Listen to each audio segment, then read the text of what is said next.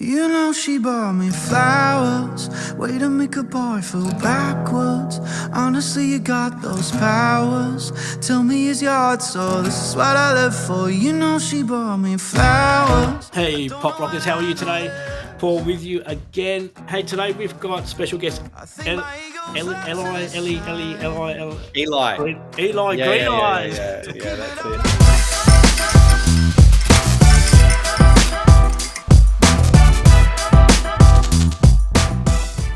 Hey, how you going? Yeah, good, mate. I'm That's very good. well, thanks. How about yourself? Yep, going really well. Enjoying the sunshine for once. So Yeah. Nice one. Me too. yeah. Hey, you've got a new song out, Flowers. I do. Yeah, Yeah. tell us about it because it's a great track. What do you want to know about it? What part? Okay, we want to know all about it. What we like to do? We like to ask the artists and the writers of the song and the performers how they come up with the song. What was the inspiration of it? How did you come up with that song? Uh it started. I was in a relationship, and somebody bought me flowers, Yeah, and I kind of had this feeling, like this simmering just below the neck kind of feeling of like paranoia. Like, why? yep, It and I pushed it to the side fairly quickly because I thought, oh, maybe it's because I'm being a bit problematic or whatever, yep, and maybe I'm putting certain gender norms in my head or whatever, yep, like over analyzing everything as I tend to do. yep, But then I found out later that it was very contrived, and I had flowers bought for me because the other person wanted me to mirror their actions and spoil them. yep, And it came out like in a quite a dysfunctional way because I had said in the past that I really believe, like, treat people how you want to be treated, not because you want to get exactly the same yep, thing back. But yep, as soon as you start putting that out there and your radar is, this is kind of what I will settle for with friends, with relationships, all that kind of thing, it does start coming back at you because yep. that's what you're settling for. So although that's a very layered and semi-meta way of explaining it all, I wrote the song in like 10 minutes, dude. Yeah, So yeah. it So didn't take very long. did it just flow? Did it just come out once you started? Yeah, like the whole chorus came out in one go, like Yeah. improvised, and then I had to write all the verses. But It's they came pretty quickly as well. it's amazing the amount of people we speak to. They say their hits that come out, the biggest hits. They sit down and they write them in like no time, and they recorded the first take, wrote them in 10 minutes, and they Yeah. seem to do better than the songs they sit down and try and write. Takes longer to write. I think that was probably the case a while ago when there was such things as like hits or Yep, pre-decided hits. yep, These days with like social media and stuff, people who are on TikTok and social yep. media, Instagram, all of that, they decide what is a hit because of the feeling it brings Is it on when TikTok? they play it. Yeah, it is on TikTok. Yeah. So Because it's we want kind to of push it. We want to push this as the song of summer 23. Whilst you're sick, in man. Australia, so because it's So such a awesome. you just sing along to the song. It's like Yeah, it is pretty catchy in a wormhole kind of yeah. way. Because I was listening on Spotify to a few other songs that you had, and it is a Yeah. little bit different to the other songs. Yeah, I think I've gone with a bit more of like a positive and also just fun Yeah, in general vibe, because I tend to write from a very emotional place because of where and yeah, why I started playing music in the first place, which was basically to escape from my insane up and down childhood that I yeah, had. And I just used to do it as this way of just going and escaping and also yeah, processing my feelings. I definitely learned how to do that by expressing myself in that way. But now I'm starting to get into like, why am I doing this? And maybe I don't want to just like whinge every yeah, time I write a song. Maybe I want to like do something cool and positive, or even flip a negative story into a positive idea because of what you learnt from it and all that kind of stuff. Because when I was listening to Flowers, I thought I've got to go listen to other songs and see, what it's all about. And I was a bit scared because I thought, you've got such a great song. Right. Am I going to go and destroy the feeling of that song? But all your other songs are, got merit as well. They're pretty catchy. They are different, but they're good tracks. Yeah, thanks, man. And I've changed a lot, I think, over the last. I think COVID's done it to a lot of people, like personally. And of course, if you change personally, of course, your art's going to change, you know, because unless you're like making stuff and approaching art like it's a business. Yeah. And then you're making the same thing because it works or whatever. But I'm just not that type of person. I evolve like nothing and then 70 steps ahead of where I was very quickly, because I just learn and am constantly trying to soak up new information, like personally and with art that I make. So do you get out and about in Perth performing? Yeah, I perform quite a lot. I also perform a bit over east too. Like I've done tours in Melbourne and Sydney and stuff like that. But yeah, I do like playing a lot in Perth as well. Where would we find you playing? Quite scene. Just recently I played at 459, which is like inside the Rosemount. So I did that, which was pretty fun for the single/EP launch. Which was awesome. And that's a great little venue too. Like so cozy. Yeah, so the EP is coming out on the 12th of December?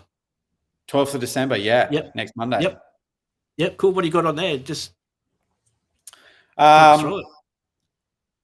releasing it and gonna try and do a bunch of reels and TikToks and try and shove it down people's throats like everyone else is doing, I suppose. It just with the EP, have you got any other songs or is it just remixes of the same songs? Yeah, there's 5. And there's like 3 songs that are already out and then 3 songs that are new, including Flowers. Yeah. So you get much airplay on commercial radio? It's just started, but I think not commercial radio, but not yet. Usually takes like a few weeks.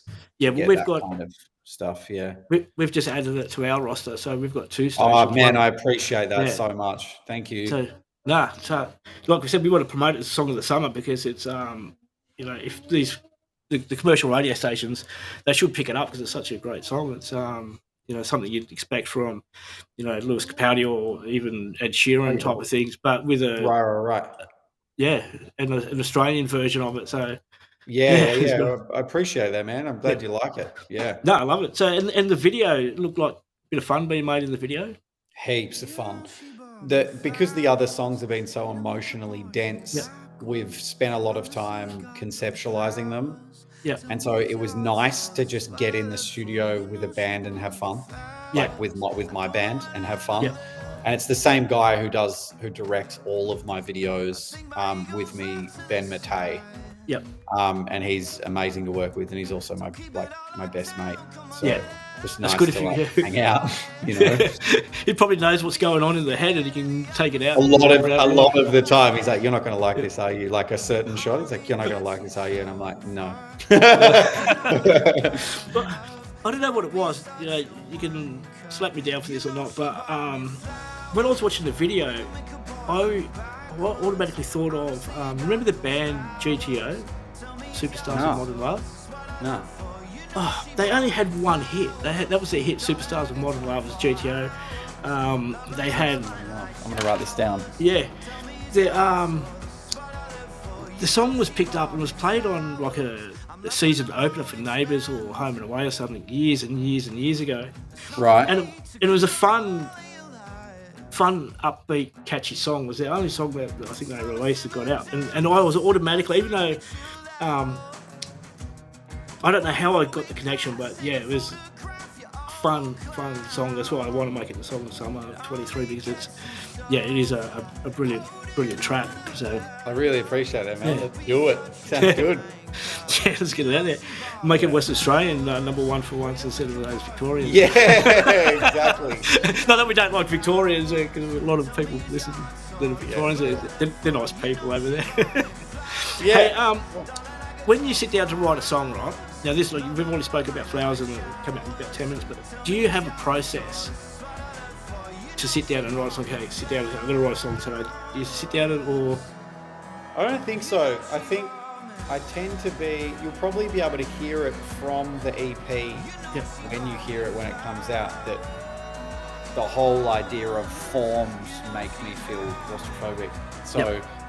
And the whole genre thing. I've tried to make a genreless, almost formless EP, but the only thing that is cohesive is my voice, and that's the glue that's holding everything together. But I grew up, man, with so many different types of music, and compilation CDs. And, you know, my biological father listening to like George Michael, Britney Spears, and Eminem. It's like, what? Already that's like all over the place. And then my mum and my stepdad listening to like Bowie, Prince, and also Lionel Richie and UB40s and Sherbet. It's like I just grew up with like this really broad spectrum of music, but the earliest artist that became my favorite was Prince. And in a way, it was also pop music and also formless and genreless. So I gravitated towards that very early on and looked at it as a bit of like who's this god of music to me kind of thing. You know, it doesn't matter what he makes. It all just sounds like Prince. And obviously I'm not there yet at all, but I've just been influenced by it. And I think I'll probably carry that trajectory continuously, I think. So when you were younger, when did you first decide you wanted to be a singer? To be honest, I don't know if I ever decided. Like, I have thought about this a lot lately because I've been doing a few of these. And the normal, like, bot in me answer is like, oh, I decided to do it when I was 10, when I wrote my first song, and I just never stopped since. But because it was something that I gravitated towards and I was good at immediately, I was very encouraged, and to be honest, probably like too encouraged. It was like, if you want to do this, you want to do it properly by like family and stuff like that. And if you don't want to concentrate on school, then you got to like work really hard in this. And that's exactly what I'm like with my kids. That's me. Jeez. Yeah. So like, there's awesome things that I found. Everyone's different as well. Like your story that you're comparing that to is multi-layered and complicated, maybe in its own way. So don't be like, I'm doing the wrong thing or whatever. Like, I'm not there. I don't know you. So, but yeah, as long as I get to tell my kids what to do, I'm happy. Right. So yeah, with my thing when I was a kid, it was like, if you don't want to do school and you want to get into doing this music thing, then you got to do it properly. And I was like put into competitions from a really young age. And it's funny, like I'm 28 years old now, and I'm starting to like be my proper self from almost a teenage perspective, because I spent from when I was 10 writing songs and chasing this thing, and also at the same time not knowing who I am, because I grew up in this dysfunctional thing where I was trying to keep everything that was happening at one house under wraps from the other house. And I was disorientated completely. And so when that's going on in a kid's mind, I think it's like, I don't know if I decided that I wanted to do music. It was just happening. Like I was a kid. I wasn't in control of it. So I was doing it, and I was told, this is what you're amazing at. And like now as an adult, I'm like, I'm fucking good at way more things as well. Like, do you enjoy it? Do you enjoy doing it, making music and listening to music? I love making music. Now that I've discovered that the whole like, oh, you need to be successful thing is like a bit of a token lie. How do you gauge success? Well, I gauge success now by, personally, I judge it by being content, not happy. Happy for a lot of people is quite unachievable, because happy is a word that describes a temporary emotion, not a goal or a plan or part of a plan. So personally, it's to be content. And then with career-wise, it's getting messages from people saying your music has helped me for the last year, and this particular line in this song made me think in this particular way. And when I came to your show and you said this, that's my definition of success. Like not awards. I started being in competitions really young and stuff, and it doesn't mean anything to me anymore, because it's again, I associate it with the awesome, doing a great job, kid, pat on the head. And so now for me, the success is having somebody come up to me and relate and be like, I love that. I love that opinion. And then I can go, and find out about their opinion, and we can exchange ideas and ultimately feel less alone. So that's my idea of success. I don't really, to be honest, give a shit about anything else. Because that's, for me, that keeps me more fulfilled. And I love the fact that I can do music, and I also teach like teenagers and kids how to sing and songwrite and stuff sometimes. And I might not be doing that forever, but I'm very happy doing it. I learn a lot from kids. Kids know a lot more than previous generations. Like I'm learning all the time about what they like, what they're interested in. And I just like, spending the rest of the time cooking good food and skateboarding and paint. I love to paint.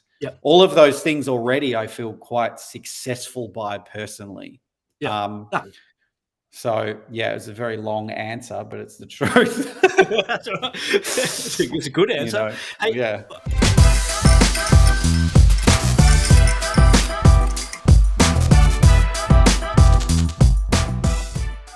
I've got 10 questions to ask you. We do a bit of a segment called Get to Know. So this is Get to Know Eli. And what we're going to do is ask 10 questions. And then we cut it down and we put it out as a TikTok and a YouTube short, and people get to know who you are. Cool. Now, don't be surprised by any of these questions. None of them are asking for your credit card details. We had to get rid of that question. But here we go. Question number 1. Would you ever go on Australian Idol? No. No. Okay. Your favourite venue to perform at? Oh, like too many. Like there's so many. I love Workers Club in Melbourne. I also love the Rosemount Hotel in Perth so much. But it doesn't, like, sometimes you can play the dingiest. Like I love the Espy in Melbourne as well. Sometimes you can play which has been done up more now, but sometimes you can play the dingiest place with a good vibe and there's good energy in the room, and it doesn't matter. Like you can be sticking to the floor and smelling sweat, and it doesn't. You know what I mean? Like it doesn't really matter, even if it's a house party or something. So cool. Okay, you got to fill in the gap. I lost my something at the cinema. Phone, keys. I've probably lost heaps of shit at the cinema. Probably dignity and self-respect from watching the shittest rom-com ever as well. That's pretty cool. Hey, remove one of these from history: R&B, pop, heavy metal, or country music. Oh my God. I don't know if I can. I love all of them. I don't know. I don't know how to answer that. Hey, I love all forms of music. Like they match. Sometimes like when you put music on, it can either change how you're feeling strangely and you've got to go with it for the ride, or it can match how you're feeling. Or you can be like, I need to pour something out right now. It's like why something bad happens in their life and then they go, I'm just going to listen to, like really sad music. Like, because I need to. Do you know what I mean? Like, they've got to listen to Flowers. That's uplifting. Yeah, for sure. I like the bit "Don't be a wanker." So there was a. You like that bit?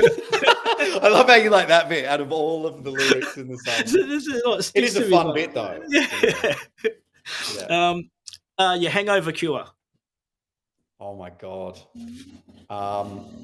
Swim in the ocean. Yep. Okay. Your last pic that you took on your phone.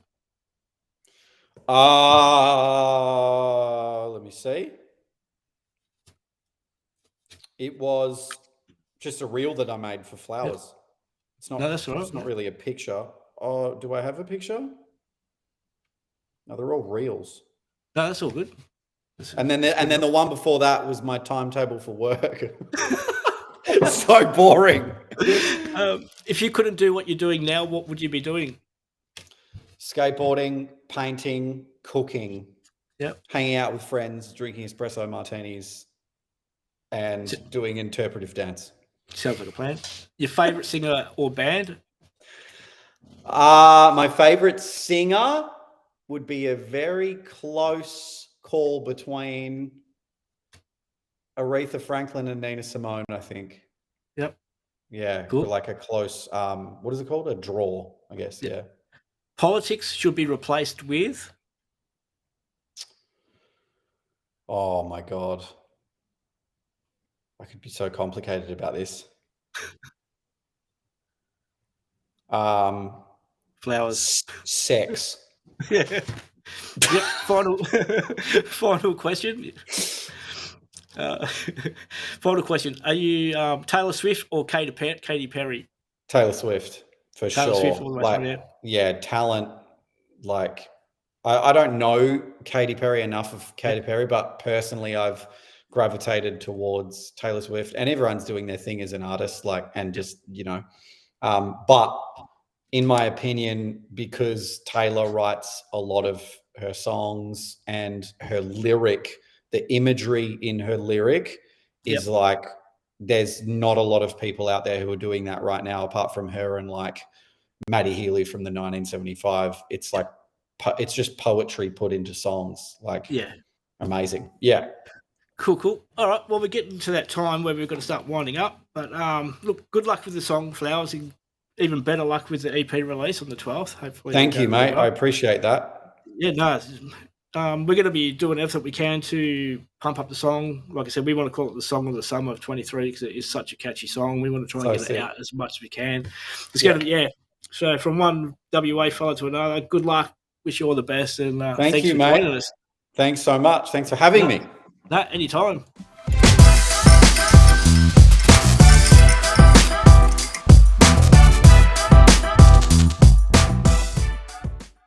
You know she bought me flowers, way to make a boy feel backwards. Honestly, you got those powers. Tell me, is your heart so? This is what I live for. You know she bought me flowers. I don't know how to handle this. I think my ego's left to the side. Don't keep it all locked down, come on, let it out, don't be shy. Don't wanna be so scared of the opposite, it ain't right. Only gets you so far, holding on to bad love. Don't be such a wanker. You know she bought me flowers, way to make a boy feel backwards. Honestly, you got those powers. Tell me, is your heart so? This is what I live for. You know she bought me flowers. Darling, I could talk for hours. Loving on my mind like showers.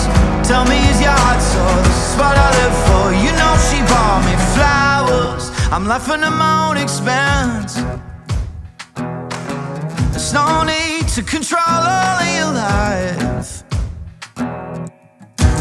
It's time to simmer down, cause it's about time you chilled out. No point in throwing glass, take a photograph, you old clown. It only gets you so far, holding on to bad love. Don't be such a wanker. You know she bought me flowers, way to make a boy feel backwards. Honestly, you got those powers.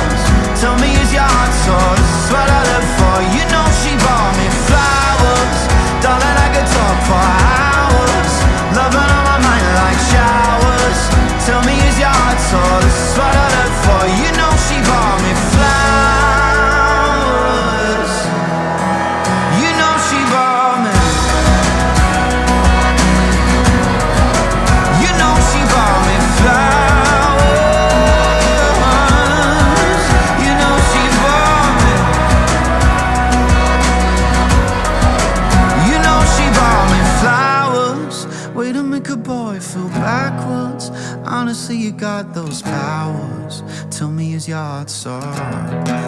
You know she bought me flowers. Darling, I could talk for hours. Loving on my mind like showers. Tell me, is your heart sore? This is what I live for. You know she bought me flowers. Way to make a boy feel backwards. Honestly, you got those powers. Tell me, is your heart sore? This is what I live for. You know she bought me flowers. You know she bought me flowers. You know she bought me flowers. You know she bought me